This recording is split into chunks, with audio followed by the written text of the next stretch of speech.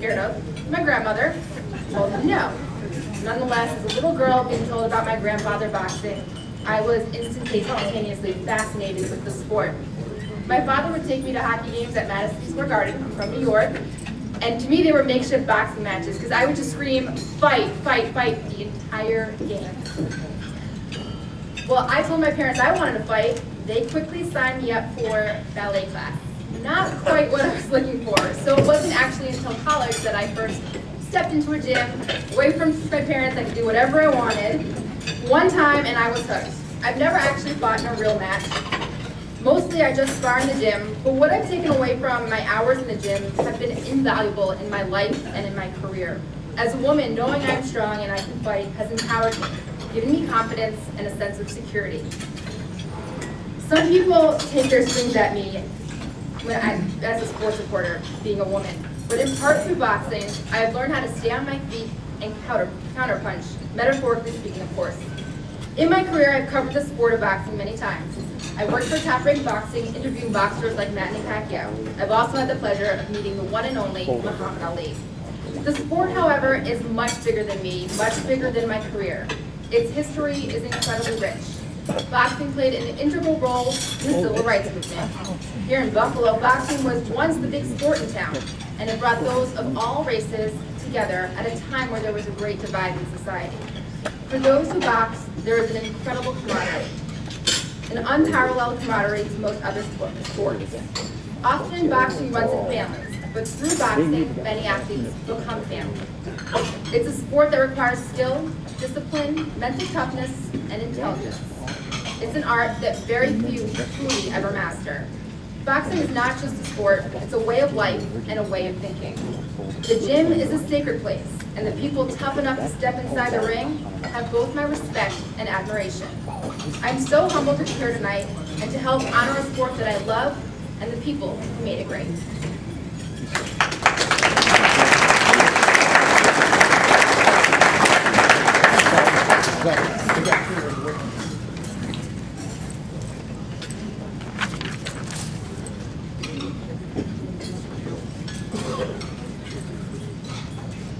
Amateur of the year? Yes.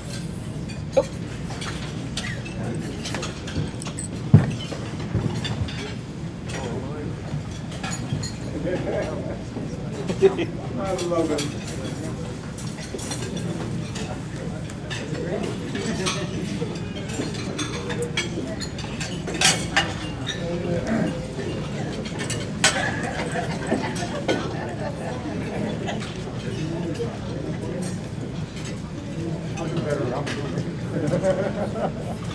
About 7 or 8 years ago, we decided to come up with an Amateur of the Year award.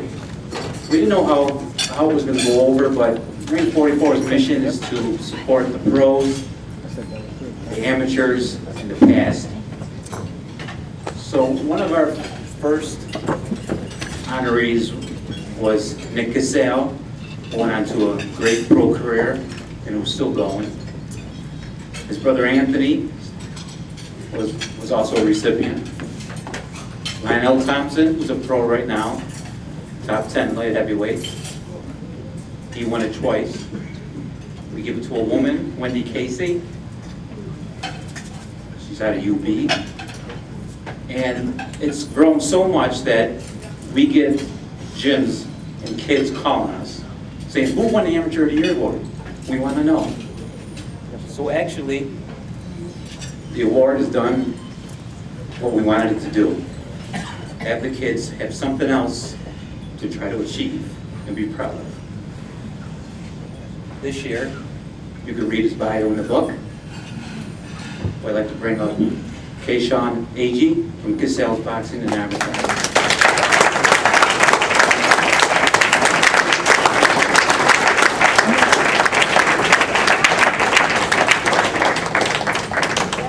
And just one more thing about the Amateur of the Year award. We don't look at the records as much as we look at the respect he gives coaches, his opponents, and the fans. Congratulations.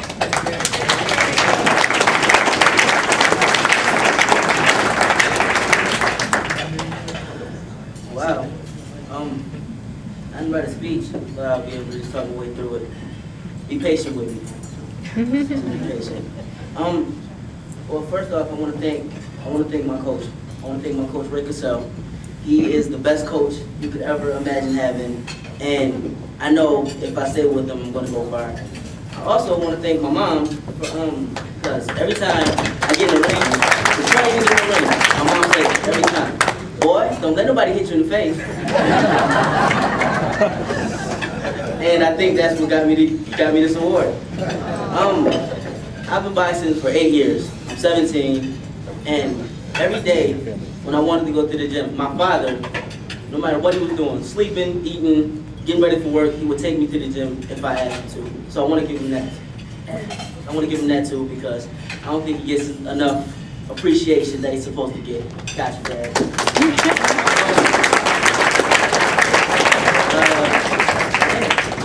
God, who would have thought?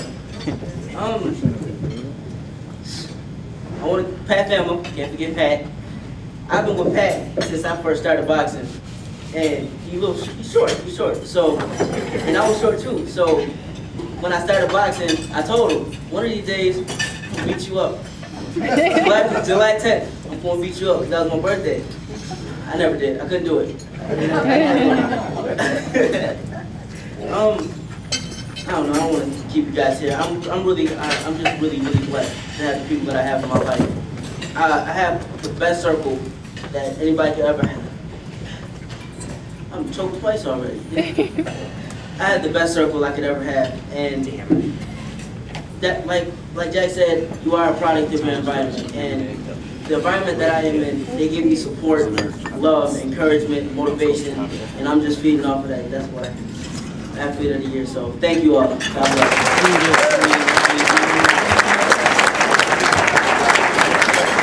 I almost forgot, Rob D'Angelo. Rest in peace, Rob D'Angelo. He was one of our referees. We were like his kids, you know? And it was funny because when we were sparring, like I was in the ring, he would be in the ring boxing with us as we're sparring. No gloves, he would just be double hook. It was just really funny. But condolences to Rob D'Angelo's family. God bless.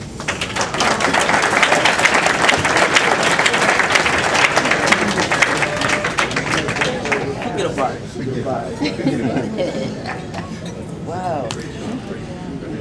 Next, we're going to do Person of the Year, and Lauren is going to introduce the Person of the Year. As soon as one steps into West Side Boxing Club, they may notice the unusual hours. The gym open from 8 a.m. to 7 p.m.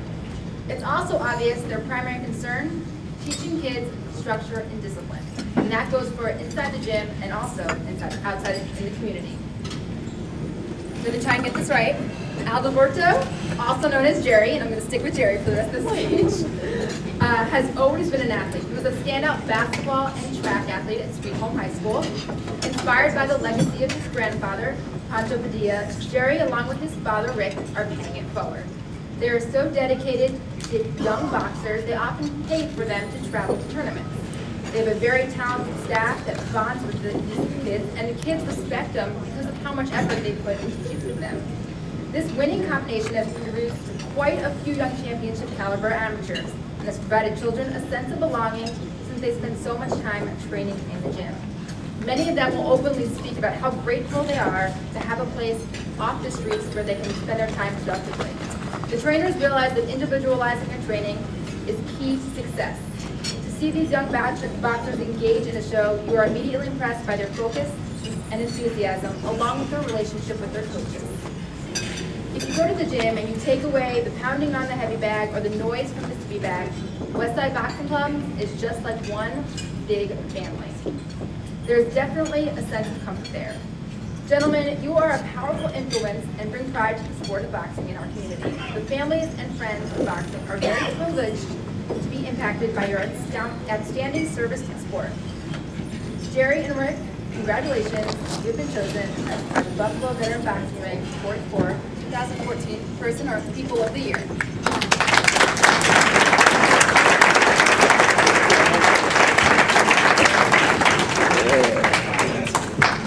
Come on, Jerry. I'm trying to cut me in. First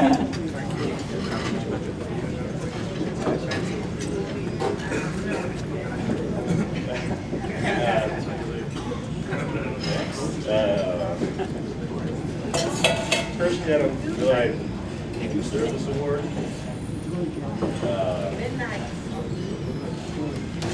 There's so many good coaches out there in West New York.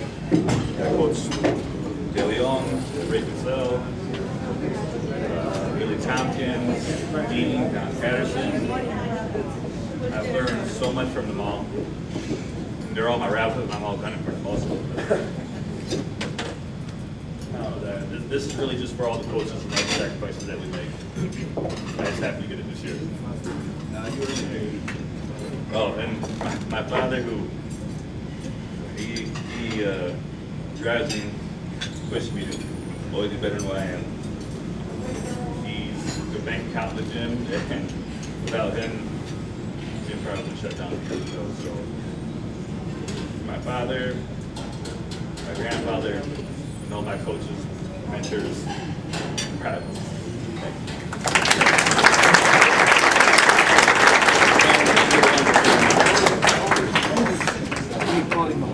I can't tell what you do.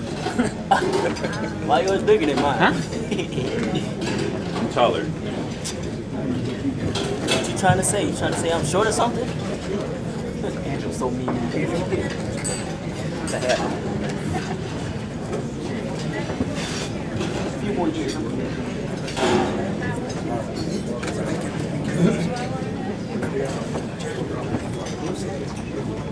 After graduating from Canisius College with a bachelor's and master's degree and serving in the United States Army during the Korean War, Angelo Prospero covered fights all over the country and Canada for various boxing periodicals. Some of those he worked for were Ring Magazine, Boxing Illustrated, Boxing Digest, Sports, and Boxing World. He has written hundreds of articles and biographies on boxers. Angelo, as recently as this year, was inducted into the New York State Boxing Hall of Fame. He was the first historian inducted into the International Boxing Hall of Fame and has served as the historian for Ring 44 in Buffalo for the last 25 years.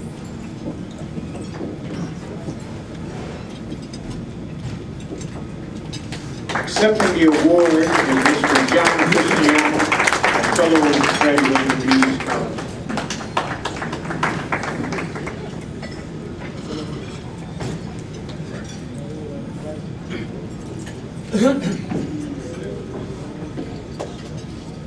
Can everyone hear? Now we can. Okay. It's possibly we missed it. I met Ange Prospero 57 years ago. We both walked into Emerson Vocational High School as teachers. He out of the Army, me just out of college. And we hit it off well. We found out that his father owned Angie's restaurant, Italian restaurant, in Batavia, New York. So, being another Italian, we got along. We were in a Polish school, so we got to stick together pretty good. But Angelo wrote me a little note, and he asked me to do him pride. And I'm proud that Angie asked me to accept this award for him. He wants to thank some of the people that he's worked with for years. You know, our esteemed president, he said, thank you. It's about damn time. And then Dick Whipperman, and is Jerry Collins is here tonight? Jerry? Yeah, Jerry. And I want to thank Jerry and Jim Brown because they're the historians that dig up all of this information for all of the people who were honored. And I want to thank them personally because they did that for my two uncles when they were inducted into this Hall of Fame. So, as I said before, he just wants to thank the people. He said it's about time, and he's recuperating. He had an operation on his knee, and he lives in Somerville, South Carolina. He retired as a teacher down there. Okay, thank you, and have a good day.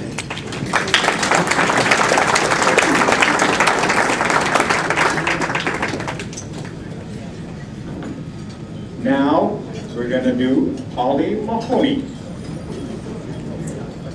During a 9-year career, Polly Mahoney compiled a record of 31 wins, 15 losses, and 1 draw. He began his career in 1934 and won his first 17 bouts. Being a fan favorite from South Buffalo and managed by Paul Red Carr, he drew comparisons to the former great Jimmy Slattery. In his first 30 bouts, Mahoney had 25 wins with only 5 losses. The losses were to only 2 men, Ralph DeJohn of Syracuse and Jimmy Clark of Jamestown. DeJohn was a world-rated fighter and Clark, former amateur champion. In fact, the boxing experts and fans of the era talked about the round-robin fights of these 3 for years. Although he was not victorious in any of these bouts, Mahoney concluded his career against some of the top fighters in the world. He lost a 10-round decision to former middleweight champions Teddy Rose and Ken Oberlin. Rose came into his fight against Mahoney with 89 victories, while Oberlin had 126 victories. In his last fight, Mahoney suffered a 9th-round knockout at the hands of Anton Christopoulos, the former light heavyweight champion of the world. Mahoney said, "I have to pick Christopoulos as the best of those champions. After all, he flattened me." In his obituary, manager Red Carr said that Paulie, the feisty middleweight, was never a champion, but always a contender. In a September 1st, 1954 article in the Buffalo Courier by Ray Ryan, Paulie Mahoney, along with Jimmy Clark and Ralph John, were rated as the top 3 Western New York middleweights in the 1930s and early 1940s. After World War II, Mahoney moved to Florida, with frequent returns to Buffalo. 10 years later, he moved to California, where he died in 1983. Tonight, Ring 44 is honored to enshrine Paulie Mahoney in the Buffalo Boxing Hall of Fame.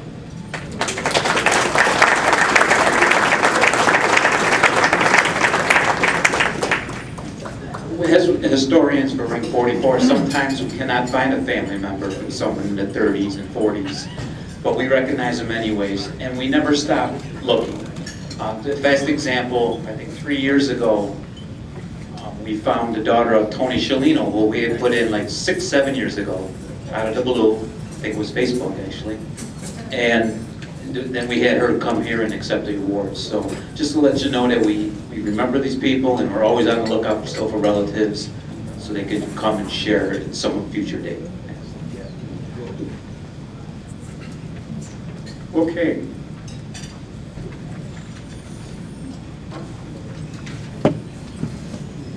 Okay, ladies and gentlemen, next, and then let me say that this so far is just going awesome.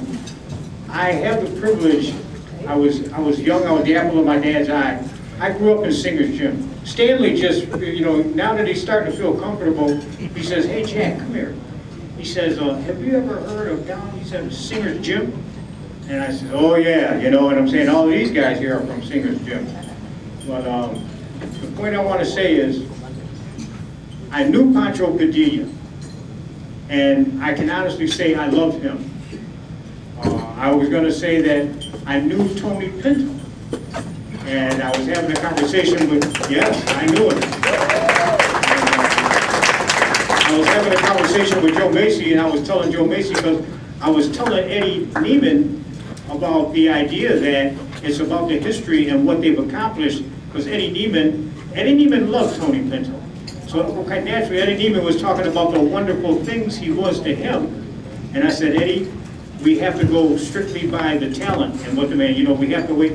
And I thought you saw The Exorcist. Eddie thought I was telling him something negative, And I said, "It's not the Hall of Fame, the Hall of Popularity." I was relaying that to Joe Macy, and Joe Macy says, "You knew Tony Pinto?" That's when Joe Macy realized I was old enough to come from all of that, But yes, I said, yeah, the 15 years that I've been president, and some people never realized that I was in Singer's Gym as a youngster, and because I was Johnny Green's kid, I was allowed free range, and those guys accepted me. It wasn't get out of the way kid. I knew them. They accepted me. Patsy, Newman, and all those guys. So I want to talk to you personally and say hi. And now, without any further ado, we have the 3-time world champion, And he asked me, what do you want to talk about? I said, man, you've been there, you can talk about anything. The only man to beat Tommy Hearns twice, you know, and that's, you know, you just can't say enough. And I want to introduce his manager, John Reeds. Where are you at, John? Stand up and say hi, John, you know. How you doing? John is the one that helped guide him through all this. So, without any further ado, and one of the guys that's not here tonight, and I'm not going to say this, I'm not going to let him do this, but one of the guys that a fan says, tell Iran Barkley to tell the story. I guess he was making a movie, or Rocky, and he was on the set with Sylvester Stallone, and Sylvester Stallone felt like he was in shape. So he said, hey, he said, Barkley, he said, I'm in shape. I want you to give me the best you got. So all the peas around him, I said, no, not at all, don't do that. And evidently, Stallone insisted.